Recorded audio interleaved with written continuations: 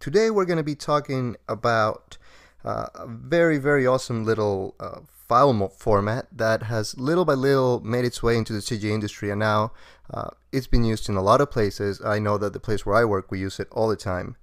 The name of this file format is called JSON, and if you have never heard about it, don't worry, we're going to go through it. We're going to start very slow, and we're going to keep ramping up until we actually are going to get to do some practical exercises on how to use this. That will probably be in another video. Right now we're just going to cover the basics. So let's get started. JSON. So what is JSON? JSON is a data inter-exchange format, and it is based on JavaScript objects. The name JSON actually comes from the acronym JavaScript Object Notation. So why use JSON? You know, when you could be using something like XML or try to roll out your own inter-exchange format. Well, there's several reasons. One of them, it's very easy to read and write. It's also very fast and compact, and it's ideal for transferring data that can be stored as ordered lists or key value pairs. So, for example, anything that's an array or a dictionary or a hash table is something that that will integrate really well with JSON.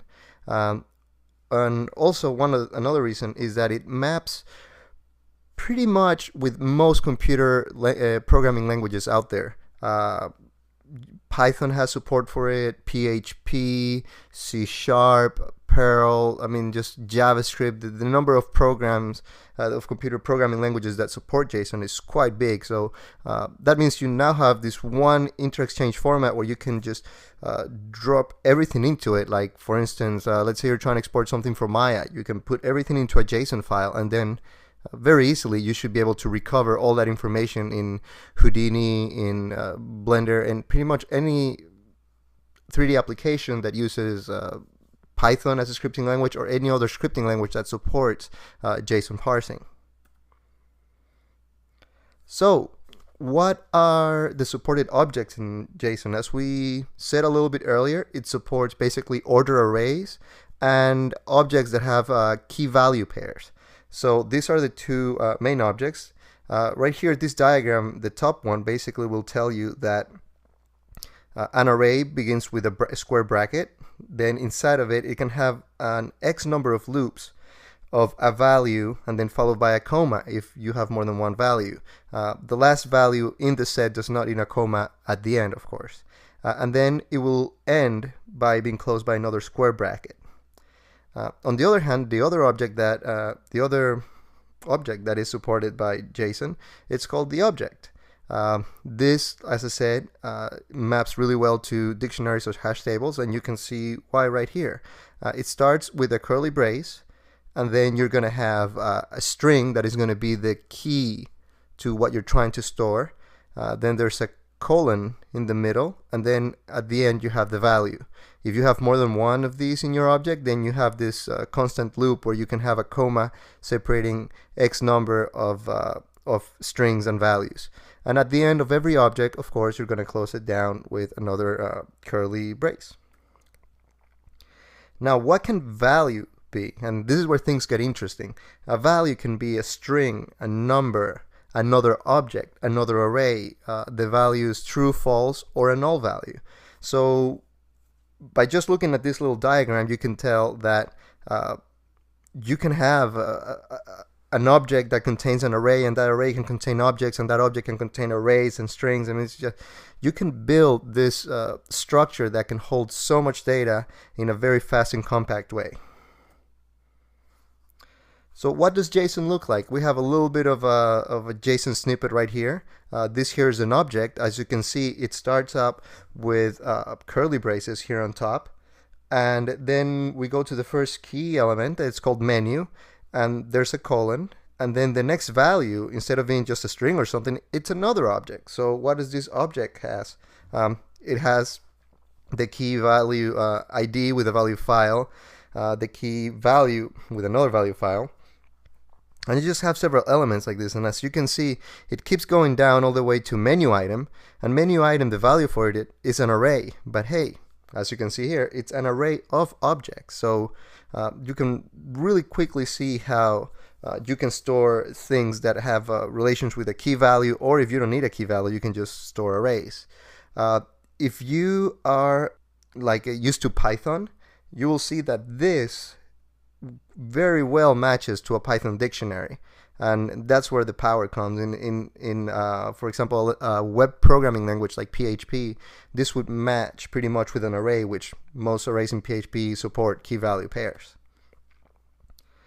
So what can I use this for? I like to use it for exporting or importing data where I don't need live reading. Like, for example, if you're trying to export something like cache animation to move animation data, point animation data from one application to another, this might not be the best solution, you know, because it will probably have to parse the whole thing on every frame as you move forward. There's other file formats that are more a better solution for that kind of task. But if you're doing an import-export task where you can, like, for example, and this is an example we're going to do later, if you're trying to export a camera from one application to another, you can use JSON as an intermediate file format where you go to Maya, you loop through all the frames of the animation, and every frame you capture the values and you store that in a JSON file. And then you can take that same file and load it into Houdini or Blender or Softimage, any other application that you want. And what you would do in that application is you just run from frame 1 to the last frame and you set a keyframe. So that's where you lose the live reading. Basically, you read the file 1, you set the keyframes, and then you move on. What you can also use it to configure menus or tools. This is something that, for example, where I work, we use it a lot to configure the menus of Maya or tools that we're going to deploy out to production.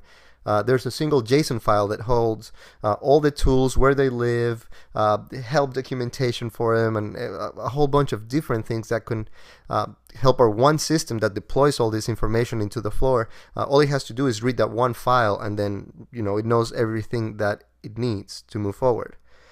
You can also use it to define production assets, to store settings for scripts, to create attribute mapping files. I recently used it very successfully to be able to I have this one JSON file where basically I was able to map attributes from RenderMan into Maya, so that when I create a new attribute in Maya, it would know whether it needed to be like a checkbox or a drop box or something, that it's a lot more user-friendly. Behind the scenes, there's a JSON file that converts that into a RenderMan attribute, and it was pretty easy to implement because of JSON. And you can also use it to store just pretty much any key value data or ordered array. So let's go ahead and play a little bit with JSON. But before we do this, I want to show you a couple of places. This first one right here is called json.org, and as you can see, the images that I was using, this is where they came from. I only took these first 3 ones because those are, I think, the most important ones. But if you scroll down, you're going to be able to see the definition of what actually makes a string, like this guy right here. Here's the definition of how a string could be defined. A number could be defined like this. And then down here at the bottom, you're going to have all the different languages. And like I said, there's a lot of them that support JSON for parsing and writing and importing really fast. So this is a good website to go and learn more about JSON. And also, the other web page that I have open is the Python JSON encoder and decoder. So I just have this up for reference because I don't know all the functions off the top of my head. But as you try to use it, this is a good page to go read. And usually all I did was Google Python space JSON, and this is pretty much the first page that's going to come up. So let's go over to our terminal, and I'm going to start my Python interpreter. And first thing I'm going to do is import JSON. There you go. So now we have the JSON module imported. And I'm going to go ahead and define an object. So I'm going to define an object with the name Q. And I'm going to tell it that this is, let's start with an array. So this is an array. So now we can do Q append. And then what's going to be the first object that we're going to put here? Let's put an object. So here we're going to start an object and put a key name.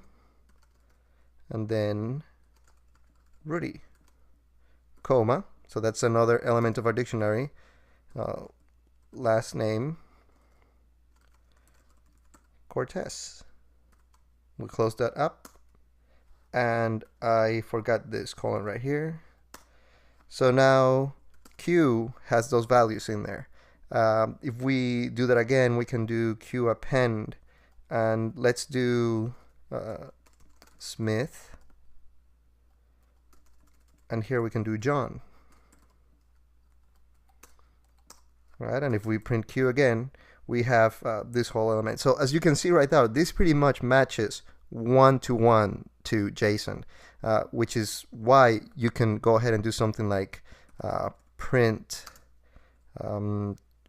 json.dump s, which is dump string, and then you can do Q, and I like to do this indent equals 4 spaces so that I can see it a little better.